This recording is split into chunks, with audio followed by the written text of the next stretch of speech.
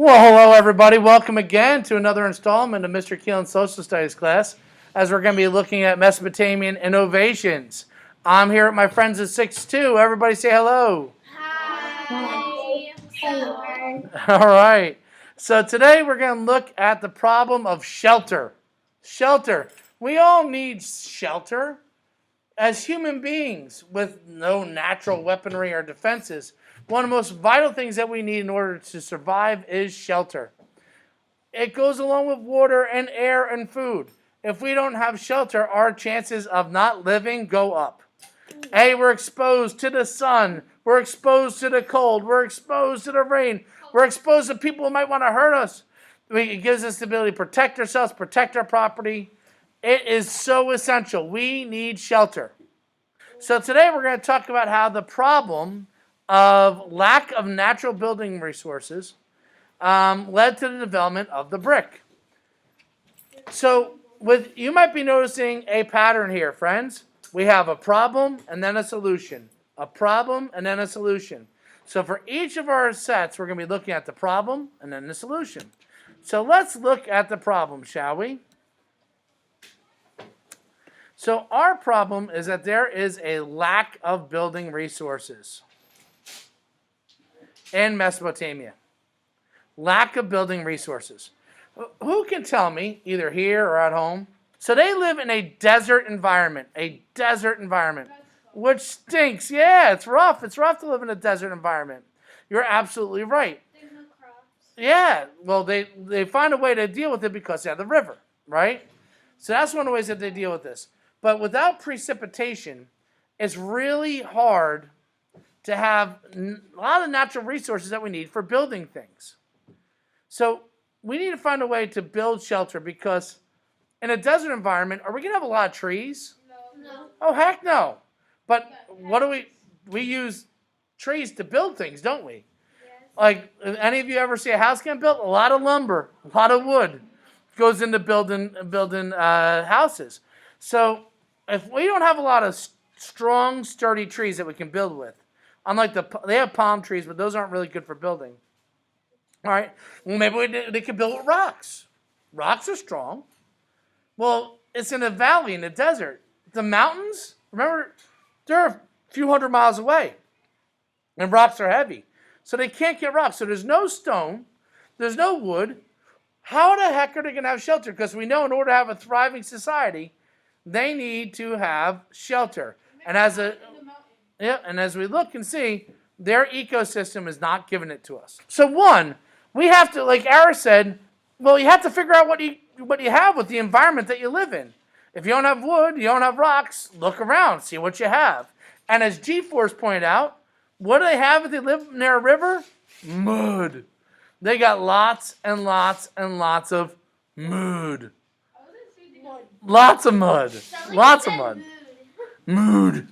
So to use their mud effectively, they develop an important innovation. An innovation that if we look in our room, we can see holding up the walls and the ceiling around us.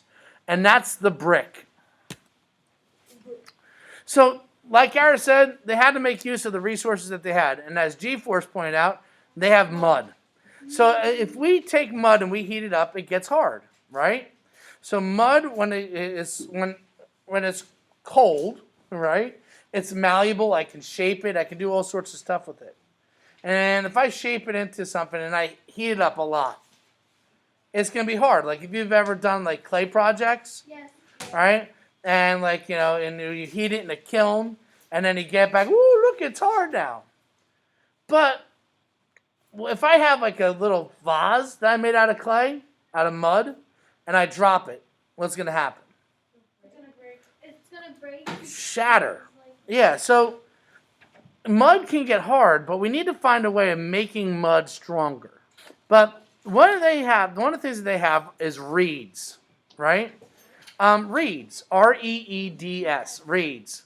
So a lot of you might have in your backyards reeds. Because we live right by the meadowlands. You know those plants that grow tall and thin and have like the cattails on top? Yeah. Those are reeds. They grow here because we're right near the Hackensack River. They grow by rivers, right? So I'm not outside here, but like in our area. Like when I drive on the turnpike towards the Meadowlands every day, I go past miles and miles of reeds. So reeds are like thin plants. Now, if I try to build a house out of those thin plants, it's going to be like the Three Little Pigs. Yeah, it's going to be straw. It's going to blow right down. Yeah, sure. But if I take those dried up reeds, that straw, and I mix it with the mud, like Aris was saying with the sand, they reinforce one another.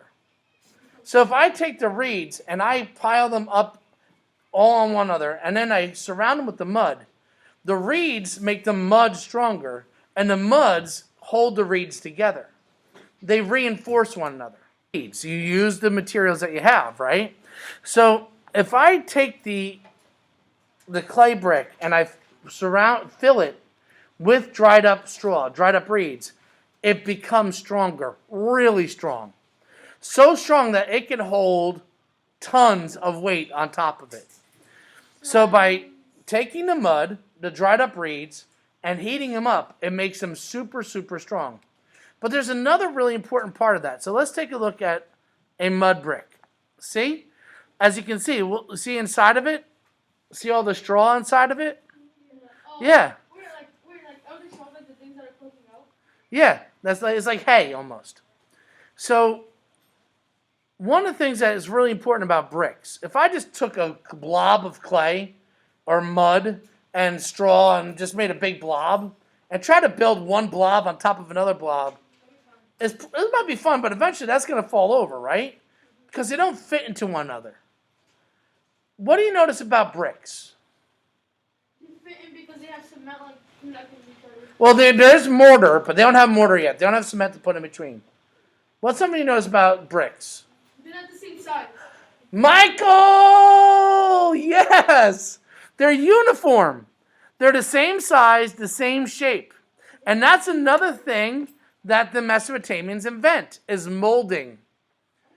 Making them uniform. So I take my sheet of mud before it dries, and like a cookie cutter, shagump, shagump, I cut out my bricks. This way I can make sure that they're all about the same weight, the same height, same width, same dimensions. And that makes it really easy to stack them one on top of the other to build with them. Yeah, and they can't build with what they don't have. It's not like they can go to Home Depot and buy a molder, you know? Yeah. That'd be cool, but they can't do that. And they get so good at building with bricks, they build the first multi-story buildings. Large, big buildings. Enormous buildings in their city-states. And these buildings are called ziggurats. Yes. Oh, that's a great question. So these are pyramid shaped. They're not exactly pyramids. Like the pyramids in Egypt initially were flat, like smooth on each side. But this was, if you're looking at this, a ziggurat was kind of like if you combined a really big church and a really big castle into one building. It was a church or a cathedral or a house of worship, a mosque, a temple, a synagogue, but it's also a center of government, like the White House or a fortress or something like that. So if I were a Mesopotamian king of a city-state, my main place that I'd be ruling from, like the White House for us, would be the ziggurat in the middle of the city-state. But also the main place for religious ceremonies, sacrifices, and everything else would take place here. Because let's say if Gurvinder is the king of our city-state, he is our number one religious figure, and he's our number one governmental figure. In Mesopotamia, they believed that whoever was king was chosen by the gods to rule. So Gurvinder would basically be acting on the authority of the gods. So when there was a holiday, a ritual, he would be the person kind of leading it, like a priest or an imam or a guru or a rabbi. Yeah, that's a big part of it. So if you think, one of the reasons why they made these buildings so big, if Gurvinder's our ruler, right? He wants to give the impression that he's powerful. So by making him higher than everybody else, stories higher, gives him the impression of being bigger than life, closer to the heavens. Make sense? So it's a way that you try to like convince people that you have the right to rule over them. And these ziggurats were essentially stacked buildings, one building on top of another building, on top of another building, that made, as Mike pointed out, a pyramid shape. And I would say it's not so much of a pyramid shape as if you look at it, it's like a wedding cake. Oh, no. Yeah, you had like the big cake with a smaller cake with a smaller cake and a smaller cake, right? Like if you watch Yeah. Alien vs. Predator, you would kind of think that's what it is. Definitely. Well, they designed it after that to show like the aliens had been here for thousands of years, going back to our ancient cultures. So they're religious temples and centers of government. And one of the things, Michael, that makes them different than the pyramids in Egypt are a grave for one person. It's essentially a dead building. Once that building is finished, they put the dead body of the pharaoh in, they seal it up, and it's closed for business. Where, as you see with the ziggurat, these buildings were used every day, all the time. And this is what really blows my mind about ziggurats. Julian? This is what really blows my mind about ziggurats. The ziggurats that were built 6,000 years out of mud, remember, they're mud bricks. They're still standing today.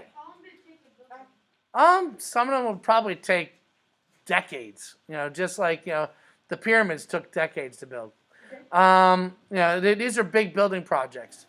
Although probably a little bit faster than the pyramids now to think about it, because they're making it out of mud bricks, whereas the pyramids, they had to import the stone from like way down in southern Africa and bring it up the Nile River. So, anyway, years. I'll give you years, Mike.